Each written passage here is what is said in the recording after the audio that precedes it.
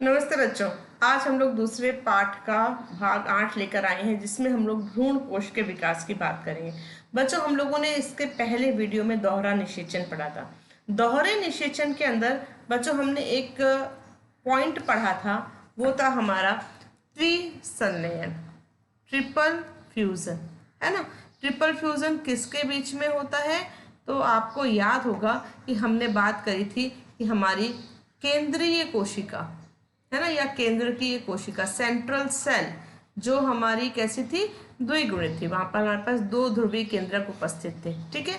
इसका संलयन हुआ था एक नर युग्मक के साथ में, और जो हमारा नर युग्मक है वो था बच्चों अगुणित। तो इस तरह से 2n + n हमारे पास एक त्रिगुणित कोशिका बनी थी, और इस त्रिगुणित कोशिका को हमने नाम दिया था प्राथमिक भ्रूणपोष कोशिका, भ्रूणपोष कोशिका, है ना।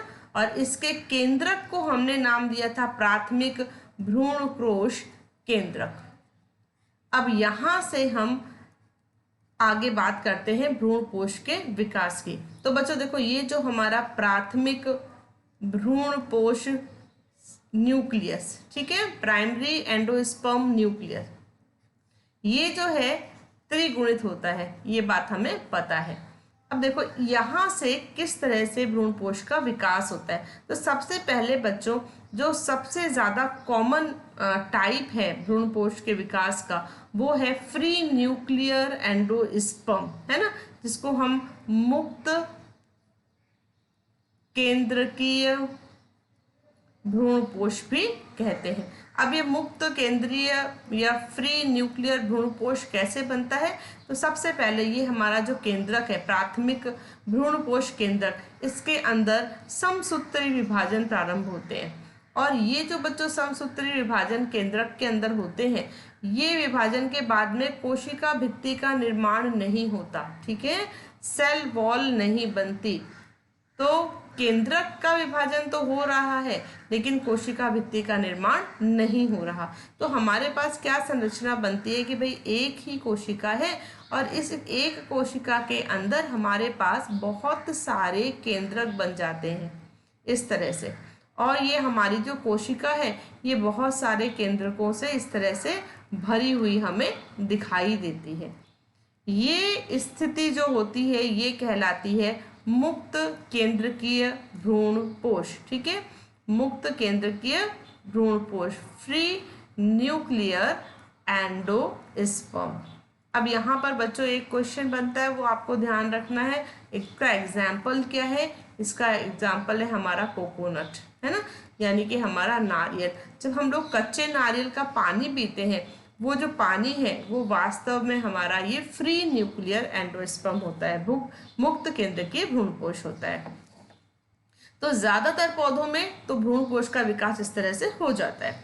अब इसके बाद का अगला स्टेप, फिर धीरे धीरे क्या होता है कि भाई यहाँ पर ये जो केंद्रक हैं, ये केंद्रक इस तरह से किनारे की तरफ अरेंज होना प्रारंभ हो जाते हैं, है ना, साइड में लगना शुरू हो जाते हैं, और इनके चारों तरफ कोशिका भित्ति का निर्माण होना भी शुरू हो जाता है। तो इस तरह से बच्चों हमारे पास में मुक्त केंद्रकीय जो हमारा भ्रूणपोष है, वो इस तरह से कोशिकीय भ्रूणपोष में बदलना शुरू हो जाता है। ये है हमारा कोशिकीय भ्रूणपोष। आया समझ में?